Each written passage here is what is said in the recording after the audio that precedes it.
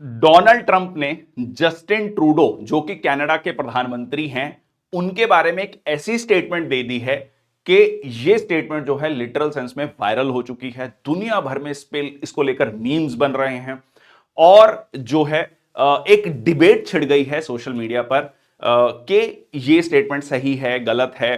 क्या कहा Donald Trump ने, इसको समझेंगे।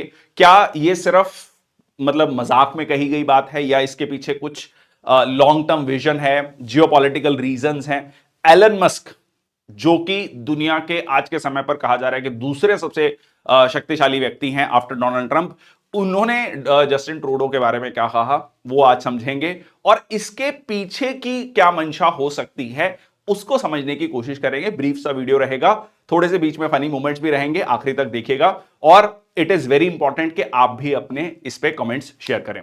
शुरुआत करते हैं वीडियो की। देखिए डोनाल्ड ट्रंप ने क्या कहा है, ट्रंप में बड़ा इंटरेस्टिंग है। The great state of Canada, अभी रिसेंटली कनाडा की जो वित्त मंत्री हैं उन्होंने रेजिग्नेशन दिया। उन्होंने वित्त मंत्री के बारे में कहा कि उनका बिहेवियर टॉक्सिक था और कनाडा को ग्रेट स्टेट ऑफ कनाडा कह दिया। मतलब कनाडा देश ही नहीं है, सॉवरेनिटी पर, संप्रभुता पर सीधा सीधा चैलेंज। ठीक है, मतलब आप एक देश को देश ही नहीं कह रहे हो और वो देश जो कि G7 जो है कंट्रीज का मेंबर है, उसके अलावा आपका सबसे one of the closest partner है, फाइव आइज अलायंस का मेंबर है। ये सारी चीजें होते हुए कनाडा को ग्रेट स्टेट ऑफ कनाडा कह दिया।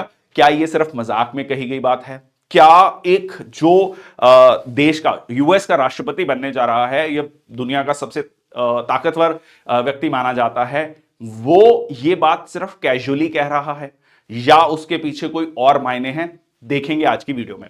देखिए इसके अलावा एलन मस्क ने क्या कहा। देखिए जब डोनाल्ड ट्रंप इलेक्शन जीते तो एक व्यक्ति हैं, उन्होंने एलन मस्क को ट्वीट किया, we need your help in Canada getting rid of Trudeau. अब एलन मस्क क्या कहते हैं, ये उस समय पर काफी वायरल हुआ था, he will be gone in the upcoming election. ठीक है, उसके बाद एलन मस्क क्या कहते हैं, Trudeau is trying to crush free speech in Canada, shameful. बहुत बड़ी बात है क्योंकि जनरली ये डेवलप्ड कंट्रीज अभी तक एक जो है इस माहौल में रहती थी कि वो डेवलपिंग कंट्रीज को ये आदेश देती थी, उपदेश देती थी कि आपके यहां पर freedom of speech and expression नहीं है, रिलीजियस माइनॉरिटीज को लेकर जो है बहुत सारे क्राइम्स होते हैं या जो है कहीं ना कहीं आप जो है उनके राइट्स को प्रोटेक्ट नहीं करते हैं। तो ये सारी चीजें जो है कहते हैं ना रिजर्व थी डेवलपिंग कंट्रीज के लिए, जो एक developed countries high moral ground लेती थी और उपदेश देती थी डेवलपिंग कंट्रीज को। अब एक डेवलप्ड कंट्री का कह लीजिए बहुत बड़ा नुमाइंदा वो दूसरी डेवलप्ड कंट्री को यह बात कह रहा है कि जो है आप क्रश करने की कोशिश कर रहे हो फ्री स्पीच। मतलब डेमोक्रेसी का one of the essential tenets के बारे में यह कहा जाता है। ठीक है, तो ये जो है एलन मस्क जो है सीधा सीधा टारगेट कर रहे हैं जस्टिन ट्रूडो को। यहां पर देखो एक चीज और ध्यान देना, यहां पर ये नहीं लिखा कि Canadian government is trying to crush free speech in Canada, यहां लिखा है ट्रूडो, मतलब नाम लेकर। ठीक है, देश के प्रधानमंत्री का नाम लेकर। अब मेरे को यहां पर दो इमोशंस समझ आ रहे हैं जस्टिन ट्रूडो के बिहाफ पर। एक तो ये है कि गजब बेइज्जती है, ठीक है, लिटरल सेंस में कहें तो एक्चुअली में ये गजब बेइज्जती है, ओपनली खुल्लम खुल्ला बेइज्जती है। ठीक है, जब आपको कोई व्यक्ति गवर्नर कह दे रहा है, आप प्राइम मिनिस्टर हो आपको गवर्नर कह दे, ठीक है, मतलब आप सोच के चलिए किसी देश के प्रधानमंत्री को चीफ मिनिस्टर कह दिया जाए या गवर्नर कह दिया जाए, it is like literal sense में आप उसकी अथॉरिटी को चैलेंज कर रहे हो। दूसरा जो है, ठीक है, ये इमोशन आ रहा है, ठीक है, सच कह रहा है दीवाना, क्योंकि यूएस और कनाडा बहुत क्लोज पार्टनर्स हैं और कनाडा के प्रधानमंत्री को लेकर बिल्कुल ओपनली आप ट्वीट कर रहे हो, तो ये भी एक इस तरीके का इमोशन आता है। But again now on a serious note कि ये सारी चीजें क्यों हैं, क्या ये सिर्फ मजाक में कही गई? क्योंकि इसको लेकर एक सर्वे किया गया, कनाडा के लोगों से पूछा गया कि डोनाल्ड ट्रंप ने ये स्टेटमेंट दी, आपका क्या कहना है? तो बहुत सारे लोगों ने कहा कि नहीं, ये इंसल्टिंग है, शेमफुल है, ऐसा नहीं कहना चाहिए था, आप हमारे देश की सॉवरेनिटी को कैसे चैलेंज कर सकते हो। बट एक परसेंटेज है, अराउंड 13% पॉपुलेशन, बहुत सारे प्राइवेट चैनल्स में ये डाटा शेयर किया गया कि 13% लोगों ने कहा कि नहीं नहीं ठीक है, बन जाते हैं, मतलब नॉट बैड, ठीक है, अच्छी ऑप्शन है कि अगर हम यूएस की 51st स्टेट बन जाएं, नॉट अ बैड ऑप्शन। ठीक है, अब इसको लेकर आपको थोड़ा सा डाटा समझना पड़ेगा ब्रीफली कि क्यों कहा जा रहा है डोनाल्ड ट्रंप इसके पीछे सिर्फ एक देश का जो कह लीजिए प्रेसिडेंट बनने जा रहा है वो ये बात ऐसे ही नहीं कह रहा है, ठीक है। उसके पीछे लॉजिक क्या है वो समझने की कोशिश करते हैं। देखो अब उन्होंने अपने ट्वीट में ये भी कहा कि हर साल यूएस जो है कनाडा को $100 मिलियन की सब्सिडी देता है। $100 मिलियन को अगर आप इंडियन रुपीस में इसको कन्वर्ट करोगे तो लगभग 850 करोड़ रुपए, ठीक है। बट पहले इन्होंने ये जो डाटा दिया था वो $100 बिलियन का दिया था। 100 मिलियन और $100 बिलियन में बहुत फर्क है। It's like 1000 times more. अब इस पे नहीं जाएंगे। अगर हम ये जो ट्वीट किया है $100 मिलियन का इसको भी मान लेते हैं तो उन्होंने कहा कि इट मेक्स नो सेंस, ठीक है, कि हम इतनी सब्सिडी कनाडा को दें, क्यों दे रहे हैं हम इस सब्सिडी, ठीक है। अब यहां पर जो है उन्होंने सीधा सीधा यह भी कहा कि कनाडा को जो है 51st स्टेट बन जाना चाहिए। अब इसमें 3 मैसेज छुपे हैं अगर आप इसको ध्यान से समझोगे। एक तो ट्रूडो की अथॉरिटी को चैलेंज करना। ट्रूडो के approval ratings one of the lowest चल रहे हैं। कनाडा की economy one of the lowest phase में चल रही है। इन्फ्लेशन ऑल टाइम हाई चल रही है। जीडीपी ग्रोथ रेट जो है कह लीजिए बिल्कुल स्टेगनेंट हो चुकी है। इसके अलावा जो इनके सपोर्ट ग्रुप्स थे, सो कॉल्ड सपोर्ट ग्रुप्स थे जस्टिन ट्रूडो के, वो भी इनसे छटकते जा रहे हैं। रिसेंटली जगमीत सिंह की पार्टी ने भी इनसे जो है पलड़ा झाड़ लिया और ओपनली जो है जगमीत सिंह ने यह भी कहा कि भाई इनको जो है रिजाइन कर देना चाहिए एज अ प्राइम मिनिस्टर। अब यह चीज दिख रही है सीधा सीधा कि वो दोबारा से प्रधानमंत्री बनने नहीं जा रहे हैं।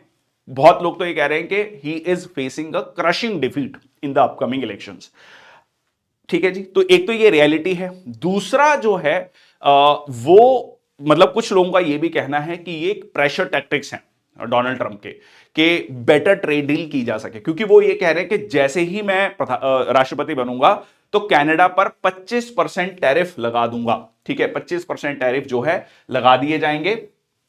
अगर कनाडा पर यूएस ने 25% टैरिफ लगा दिए, पहले ही जैसे कहते हैं ना कि बहुत खस्ता हालत में चल रही है कनाडा की इकोनॉमी, और 25% टैरिफ तो जो है कहते हैं ना final nail in the coffin होगा और बुरी तरह जो है कनाडा की इकोनॉमी कोलैप्स कर सकती है, ठीक है। लिटरल सेंस में कह रहा हूं कोलैप्स कर सकती है।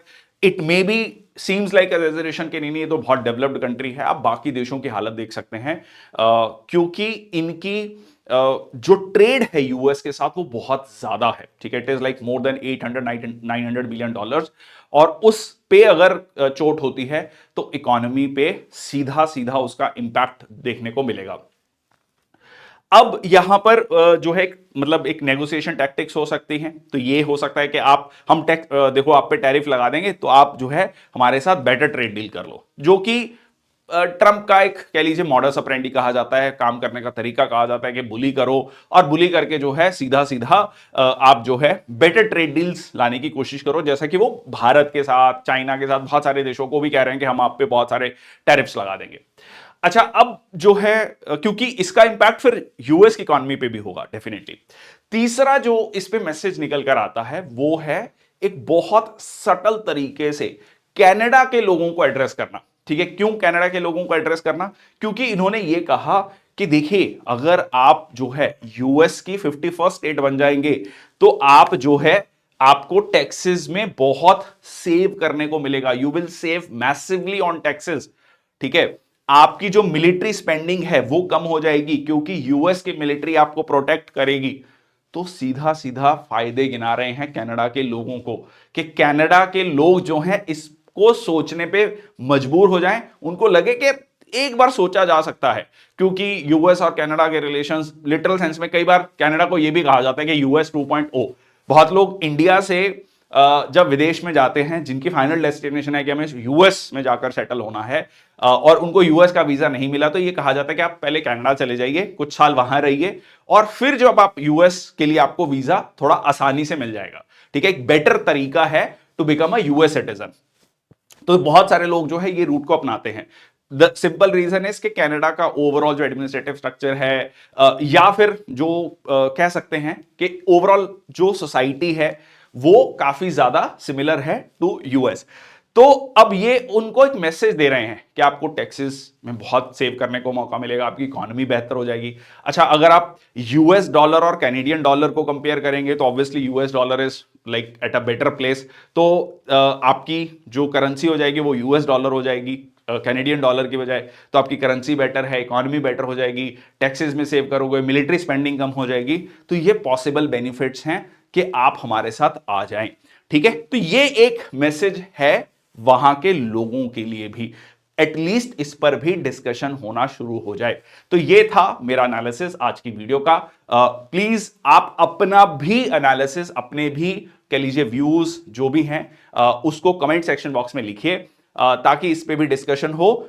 इंडिया के पर्सपेक्टिव से अगर मैं पूरी कह लीजिए इस कह लीजिए पूरे इसको देखें हम, ठीक है, इंडिया के कंटेक्स्ट में, तो ये इसलिए इंपॉर्टेंट हो जाता है क्योंकि इंडिया और कनाडा के रिलेशंस ये बिल्कुल खत्म हो चुके हैं, ऑल टाइम लो पर हैं। और कहीं ना कहीं इसके पीछे जो सबसे बड़ा कारण आ रहा है वो जस्टिन ट्रूडो ही आ रहे हैं।